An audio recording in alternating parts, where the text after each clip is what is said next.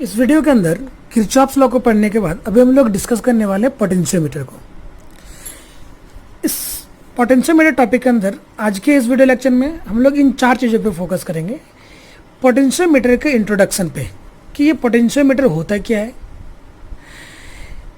पहले पोटेंशियोमीटर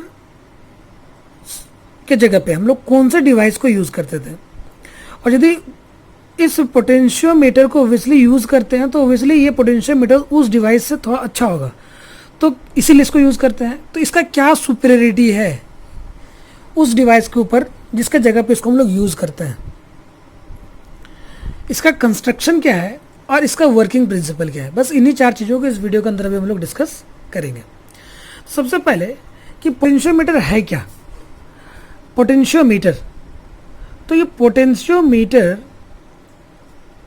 नाम के जो लास्ट में एक वर्ड लगा हुआ है मीटर, मीटर का जहाँ पे भी लग जाता है, वोल्ट मीटर, अमीटर, गैल्वेनोमीटर, तो इस मीटर का मतलब ही हो जाता है मेजरिंग डिवाइस, जो किसी चीज़ को मेज़र करता है। ठीक है, मेजरिंग डिवाइस, इसका मतलब पोटेंशियोमीटर भी क्या है, एक मेजरिंग डिवाइस है, किसी चीज़ को मेज़र करता है। तो किसको मेज़र करता है, यहाँ पे एक वर्ड और मिल रहा है, पोटेंशियो। ठीक है, तो इसलिए जो प्रेडिक्ट किया जा सकता है वही इसका आंसर भी है कि ये किसको मेज़र करता है। तो ये पोटेंशियल डिफरेंस को मेज़र करता है, वोल्टेज को मेज़र करता है, या यदि बहुत एक्यूरेट हम लोग बोले तो ये ईएमएफ को मेज़र करता है। ठीक है, तो पोटेंशियोमीटर क्या है, एक मेजरिंग डिवाइस है जो किन चीज़ों को मेज़र करता है, किसको मेज़र करता है, पोटेंशियल डिफरेंस, वोल्टेज या ईएमएफ। अभी तो हम लोग यही बोलेंगे पोटेंशियोमीटर, वोल्टेज या ईएमएफ। आगे चल के पता चलेगा कि भाई ये ईएमएफ को मेज़र करता है, नाम में तभी रखा हुआ है। तो इससे पहले पोटेंशियल डिफरेंस या वोल्टेज को मेज़र करने के लिए हम लोग किस डिवाइस को यूज़ करते थे। इसके पहले हम लोग इसको मेज़र करने के लिए, पोटेंशियल डिफरेंस को मेज़र करने के लिए इसके पहले हम लोग यूज़ करते थे वोल्ट मीटर को। ठीक है, इसके पहले हम लोग यूज़ करते थे वोल्ट मीटर को। तो वोल्ट हम लोग जानते थे कि भाई वोल्ट मीटर को कैसे, 10th के बोर्ड में बहुत ही इंपॉर्टेंट कई बार ये सवाल पूछा गया है कि हम लोग वोल्ट मीटर को कैसे कनेक्ट करते हैं। तो हम लोग जो है वोल्ट मीटर को ये किसी भी रेजिस्टेंस के अक्रॉस जोड़ते थे। कैसे, पैरेलल में जोड़ते थे। यहाँ ये सवाल पूछा जाता है कि भाई पैरेलल में जोड़ते हैं, तो क्यों पैरेलल में जोड़ते हैं और इसका रेजिस्टेंस वैल्यू क्या होना चाहिए। ये दो बहुत ही इंपॉर्टेंट सवाल थे कि वोल्ट मीटर को जो हम लोग रेजिस्टेंस के पैरेलल जोड़ते हैं, तो ये रेजिस्टेंस, वोल्ट मीटर का रेजिस्टेंस वैल्यू क्या होना चाहिए, वोल्ट मीटर का रेजिस्टेंस क्या होना चाहिए। तो हम लोग वहाँ पे पढ़ते थे कि भाई इसका वैल्यू क्या होना चाहिए, रेजिस्टेंस क्या होना चाहिए, हाई होना चाहिए, हाई रेजिस्टेंस वैल्यू का होना चाहिए। क्योंकि यदि ये हाई रेजिस्टेंस वैल्यू का होगा तो क्या होगा, ये सर्किट से बहुत ही कम करंट को विड्रॉ करेगा। क्यों, क्योंकि हम लोग पढ़े हुए ओम्स लॉ से V is equals to I R, तो I is equals to V by R. चूँकि पैरेलल कम्बिनेशन में क्या होता है, वोल्टेज सेम रहता है, तो वोल्टेज कांस्टेंट रहेगा, तो I is inversely proportional to R। तो यदि इसका रेजिस्टेंस वैल्यू काफ़ी हाई होगा तो इससे काफ़ी लेस करंट जाएगा, मतलब कि ये सर्किट से बहुत ही लेस करंट को विड्रॉ करेगा। ठीक है, तभी ये दो किसी भी रेजिस्टेंस के अक्रॉस वोल्टेज को एक्यूरेटली मेजर कर, उतना ज़्यादा एक्यूरेटली मेजर कर सकता है जितना हाई रेजिस्टेंस का ये होगा। तो ये एक बात है कि भाई लेस करंट को विड्रॉ करेगा, और एक होगा कि भाई वो करंट को नहीं विड्रॉ करे तो उसके लिए क्या करना पड़ेगा, इस रेजिस्टेंस को हम लोगों को इनफाइनाइटली हाई करना पड़ेगा। यदि ये रेजिस्टेंस बहुत ही ज़्यादा होगा तो इधर की और कोई करंट नहीं जाएगा, इधर की और कोई करंट जाएगा ही नहीं जाएगा। ठीक है, तो लेकिन नॉर्मली ऐसे वोल्टमीटर को डिज़ाइन कर पाना पॉसिबल नहीं होता है जिसका रेजिस्टेंस वैल्यू बहुत ज़्यादा हो, एकदम एक्सट्रीमली हाई हो। ठीक है, एकदम हाई इनफाइनाइट रेजिस्टेंस का वोल्टमीटर को हम लोग कंस्ट्रक्ट या डिज़ाइन नहीं कर सकते हैं। तो इसी के लिए ये इसका इस्तेमाल किया जाता है पोटेंशियोमीटर का। इसका मतलब बोलो कि पोटेंशियोमीटर क्या है, एक आइडियल वोल्टमीटर है। पोटेंशियोमीटर क्या है, ये एक आइडियल वोल्टमीटर है। ठीक है, जिसका रेजिस्टेंस जो है, जिसका रेजिस्टेंस वैल्यू ये इनफाइनाइटली हाई होता है, काफ़ी ज़्यादा होता है। ठीक है, तो पोटेंशियोमीटर इतना ज़्यादा होता है कि ये सर्किट से कोई भी करंट को विड्रॉ नहीं करता है, और ये इसको बोलते हैं कि नल पॉइंट पे काम करने वाला, ये क्या होता है, नल पॉइंट पे काम करने वाला डिवाइस होता है। मतलब कि बिना सर्किट से कोई करंट लिए, ये बिना सर्किट से किसी करंट को विड्रॉ किए ये क्या करता है, वोल्टेज को मेजर करता है। तो यही इसकी सुपेरियरिटी है वोल्ट मीटर के ओवर। तो अभी पोटेंशियोमीटर के बारे में बोलते हैं कि potentiometer is a device which is use to measure the EMF और द पोटेंशियल डिफरेंस। एक वर्ड इसमें जोड़ते हैं, एक्यूरेटली। ये वोल्ट मीटर से ज़्यादा एक्यूरेट क्या करता है, पोटेंशियल डिफरेंस को मेजर करता है। ठीक है, क्योंकि वोल्ट मीटर से हम लोग वोल्टेज को मेजर करते हैं ना, वो उसमें जो मार्क्ड वोल्टेज होता है, जो उसमें लिखा हुआ रहता है बैटरी में, उतना वोल्टेज हम लोगों को ये नहीं मिलता है। क्यों? क्योंकि सेल का इंटरनल रेजिस्टेंस की वजह से कुछ वोल्टेज में ड्रॉप हो जाता है। लेकिन यदि हम लोग पोटेंशियोमीटर से उसको मेजर करेंगे तो हमें उसका एक्यूरेट ईएमएफ मिलेगा, एक्यूरेट पोटेंशियल डिफरेंस मिलेगा, टर्मिनल वोल्टेज नहीं मिलेगा, एक्यूरेट पोटेंशियल डिफरेंस मिलेगा। ठीक है, एक्यूरेट वोल्टेज मिलेगा, एक्यूरेट ईएमएफ मिलेगा। तो पोटेंशियोमीटर क्या है, तो पोटेंशियोमीटर का क्या सुपेरियरिटी है, क्यों इंट्रोडक्शन के बाद हम लोग इस सुपेरियरिटी वाले पार्ट पाएंगे कि वोल्ट मीटर से सुपेरियर क्यों है। क्योंकि वोल्ट मीटर तो लेस करंट को विड्रॉ करता है, जबकि पोटेंशियोमीटर नल पॉइंट पे काम करने वाला, नल मेथड पे काम करने वाला डिवाइस है, जो सर्किट से कोई करंट को विड्रॉ नहीं करता है और किसी भी सेल के ईएमएफ को एक्यूरेटली मेजर करता है। ठीक है, किसी भी सेल के ईएमएफ को एक्यूरेटली मेजर करता है, ये इसका सुपेरियरिटी है। इसलिए हम लोग इसको वोल्ट मीटर के कंपेरिजन में ज़्यादा प्रीफर करते हैं। लेकिन ये इतना लंबा होता है, ये इतना इनकन्वीनियंट डिवाइस होता है कि इसको हम लोग हर जगह पे यूज़ नहीं कर सकते हैं। ठीक है, ये तो इसके कंस्ट्रक्शन में पता चलेगा कि ये इतना इनकन्वीनियंट क्यों है। तो इसीलिए इसके इनकन्वीनियंस की वजह से ही इसको हम लोग यूज़ नहीं करते हैं हर जगह। इसको हम लोग क्या करते हैं, रेयरली यूज़ करते हैं जब हम लोग को बहुत एक्यूरेट वैल्यू चाहिए होगा, ईएमएफ का बहुत एक्यूरेट वैल्यू चाहिए होगा। ठीक है, तभी हम लोग इसको यूज़ करेंगे। अदरवाइज जहाँ पे चलने चलाने लायक बातें होती है वहाँ पे हम लोग वोल्ट मीटर लगा के ही काम को कर लेते हैं। थोड़ा सा रफ डाटा मिलता है, थोड़ा सा एस्टिमेटेड डाटा मिलता है, कम सम, लेकिन चल जाता है। तो वैसे जगह हम लोग वोल्ट मीटर को यूज़ करते हैं। अदरवाइज जहाँ पे हम लोग को बहुत एक्यूरेट चाहिए होगा वहाँ पे हम लोगों को पोटेंशियोमीटर को यूज़ करना पड़ेगा। ठीक है, तो ये क्योंकि वोल्ट मीटर छोटा डिवाइस होता है, उसको कहीं पे भी हम लोग लगा सकते हैं। ये वोल्ट मीटर के एडवांटेजेस है ओवर पोटेंशियोमीटर। लेकिन पोटेंशियोमीटर ज़्यादा एक्यूरेट है, ये सुपीरियर इसलिए क्योंकि ये नल मेथड पे एक्ट करने वाला डिवाइस है। कंस्ट्रक्शन में देखेंगे, क्योंकि हम लोग को हाई रेजिस्टेंस चाहिए, इसका रेजिस्टेंस, ये पोटेंशियोमीटर का कंस्ट्रक्शन है, डायग्राम है। तो चूंकि हम लोगों को हाई रेजिस्टेंस चाहिए तो उसका अरेंजमेंट भी लगाना पड़ेगा। तो इसमें हम लोग क्या करते हैं, 4 से 10 मीटर लंबा, ये 100 सेंटीमीटर मतलब 1 मीटर, दूसरा मीटर 2 मीटर, ये हमारा 3 मीटर, ये हमारा 4 मीटर। ठीक है, तो 4 मीटर का हम लोग यहाँ पे लिए हैं। 4 मीटर वायर लिए हैं, किसका, नाइक्रोम का, मैग्नीन का, कॉन्स्टेंटेन का, कोई भी हाई रेसिस्टिविटी वाले मटेरियल का हम लोग 4 मीटर लंबा वायर यहाँ पे लेंगे।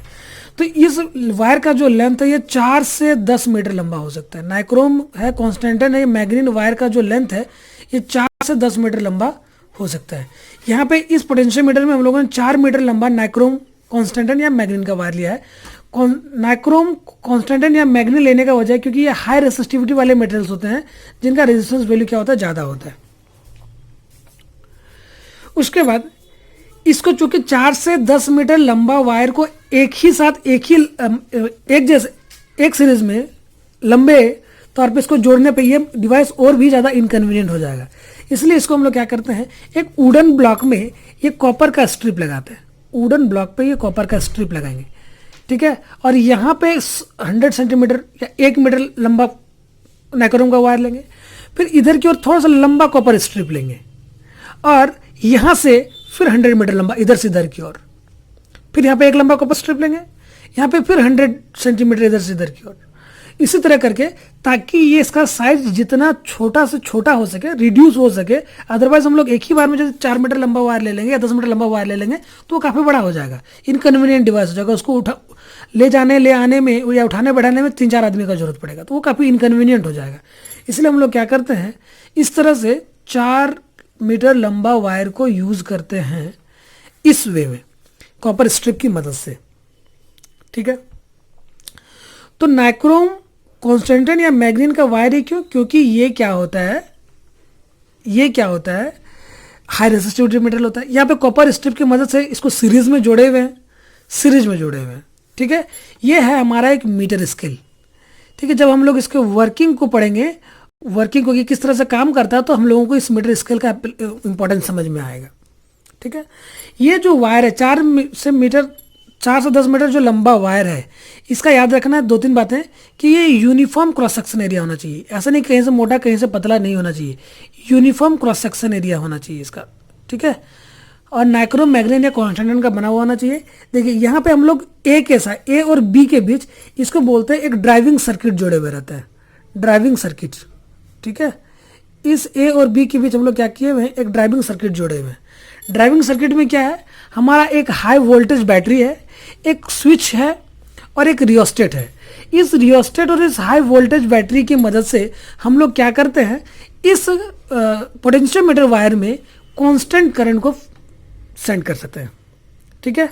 ये हमारा ड्राइविंग सर्किट है जो रियोस्टेट और इस सेल की मदद से क्या करता है, यहाँ पे एक कांस्टेंट करंट पास कराता है, ठीक है, एक कांस्टेंट करंट फ्लो कराता है। ये हमारा था कंस्ट्रक्शन में हम लोगों ने क्या किया, नाइक्रोम का 4 से 10 मीटर लंबा वायर लिया, इसको कॉपर स्ट्रिप की मदद से जोड़ा, एक मीटर स्केल नीचे लगाया हुआ है, एक ड्राइविंग सर्किट है जिसमें हाई वोल्टेज बैटरी है, स्विच है और एक रियोस्टेट है। इस ड्राइविंग सर्किट की मदद से हम लोग कांस्टेंट करंट फ्लो कराते हैं। तो इंट्रोडक्शन, इसकी सुपरियरिटी, वोल्टमीटर कवर और इसका कंस्ट्रक्शन, इन 3 बातों को हम लोग डिस्कस कर चुके हैं। अभी हम लोग बात करेंगे इसका वर्किंग प्रिंसिपल का, कि किस तरह से ये काम करता है, ये वर्किंग प्रिंसिपल इसका क्या है। तो सपोज अभी हम लोगों को वर्किंग प्रिंसिपल पता चल जाएगा। हम लोग क्या करेंगे, एक वोल्ट मीटर लेंगे, ठीक है, एक वोल्ट मीटर लेंगे, ये एक वोल्ट मीटर जिसको ए के साथ जोड़े, यहाँ पे एक एंड को, पॉजिटिव एंड को उसको ए के साथ जोड़े, और इसका जो नेगेटिव एंड है ये जॉकी की मदद से इस वायर के कहीं पे हम लोग जोड़ दिए, सपोज यहाँ पे जोड़ दिए, ठीक है, जॉकी की मदद से यहाँ पे जोड़ दिए। और हम लोग क्या करेंगे, इस जॉकी की मदद से, इस जॉकी को हम लोग एक बार इधर की ओर फिर इधर की ओर स्लाइड करेंगे और वोल्ट मीटर के रीडिंग को देखेंगे। तो हम लोगों को मिलेगा क्या कि वोल्ट मीटर का रीडिंग, ठीक है, हम लोगों को मिलेगा क्या, ये वोल्ट मीटर का जो रीडिंग है ये वायर के लेंथ के साथ साथ बढ़ते चलता है, वायर के लेंथ के साथ बढ़ते चलता है, ठीक है। हम लोगों को क्या मिलेगा कि हम लोग जैसे जॉकी को इधर से कर रहे हैं, वायर का लेंथ घट गया, वोल्ट मीटर का रीडिंग घट गया, इधर की ओर बढ़ाए, यहाँ पे 90 सेंटीमीटर पे लेकर आया, बढ़ गया, यहाँ पे लेकर आया तो यहाँ पे कितना हो गया 90 के बाद 120, यहाँ पे लेकर आया तो 200। जैसे जैसे हम लोग बढ़ाते चलेंगे जॉकी के इसको, ठीक है, वैसे वैसे वोल्ट मीटर का रीडिंग बढ़ता चलेगा। लेंथ को, वायर के लेंथ को घटाते चलेंगे जॉकी की मदद से स्लाइड करके, तो क्या होगा, वायर का ये पोटेंशियोमीटर का जो रीडिंग है वो गिरते चलेगा। तो यही इसका वर्किंग प्रिंसिपल होता है, V is directly proportional to L। किसी भी वायर के लेंथ के अक्रॉस जो वोल्टेज होगा वो वायर के लेंथ के डायरेक्टली प्रोपोर्शनल होता है। क्यों, ये एक्चुअली इसका वर्किंग प्रिंसिपल यही है, V is directly proportional to L। तो क्यों V is directly proportional to L क्यों होता है, ये अभी हम लोग देखेंगे। V is directly proportional to L क्यों होता है, क्योंकि हम लोग जानते हैं लॉ से, ओम्स लॉ से, V is equals to IR, V is equals to IR, ठीक है। तो यहाँ पे V is equals to I, यहाँ पे हम लोग R की जगह पे पुट करेंगे रो L बाई ए, ठीक है, रो L बाई ए। चूंकि हम लोगों ने पहले ही बोला कि इस ड्राइविंग सर्किट का काम ही है रियोस्टेट की मदद से कांस्टेंट करंट को भेजना पोटेंशियोमीटर वायर में, तो ये करंट क्या है, कांस्टेंट है, ठीक है, ये करंट क्या है, कांस्टेंट है। और ये चूंकि ये नाइक्रोम या पूरा यूनिफॉर्मली एक ही वायर का बना हुआ है, तो सारे का रेसिस्टिविटी भी सेम है, तो ये रेसिस्टिविटी भी क्या हो गया, कांस्टेंट हो गया। जबकि क्योंकि यहाँ पे भी हम लोगों ने बोला कि यूनिफॉर्म क्रॉस सेक्शन एरिया होना चाहिए, तो ए भी कांस्टेंट है। तो जब सारे कांस्टेंट को हम लोग, सारे कांस्टेंट के बदले में एक टर्म हम लोग यूज़ कर लेते हैं के का मतलब कौन है, आई रो बाई ए, और यहाँ पे एल। तो चूंकि हम लोग जब भी कांस्टेंट को हटाते तो एक प्रोपोर्शनल लगा सकते हैं ना, तो V is directly proportional to क्या मिलेगा, L। यही क्या है, पोटेंशियोमीटर का वर्किंग प्रिंसिपल है, जहाँ पे K को हम लोग क्या बोलते हैं, इस K को हम लोग बोलते हैं पोटेंशियल ग्रेडियंट। क्यों, क्योंकि K इज इक्वल टू क्या मिलेगा, V बाई L, ठीक है, rate of change of potential with length of the wire. इसलिए इस K को हम लोग बोलते हैं पोटेंशियल ग्रेडियंट, काफ़ी इंपॉर्टेंट टर्म है, इसको हम लोग बोलते हैं पोटेंशियल ग्रेडियंट, ठीक है। अगले वीडियो के अंदर हम लोग क्या करेंगे, पोटेंशियोमीटर के 2 एप्लीकेशन को सीखेंगे कि पोटेंशियोमीटर का यूज़ क्या क्या होता है, कहाँ कहाँ पे इसको हम लोग यूज़ करते हैं। Thank you.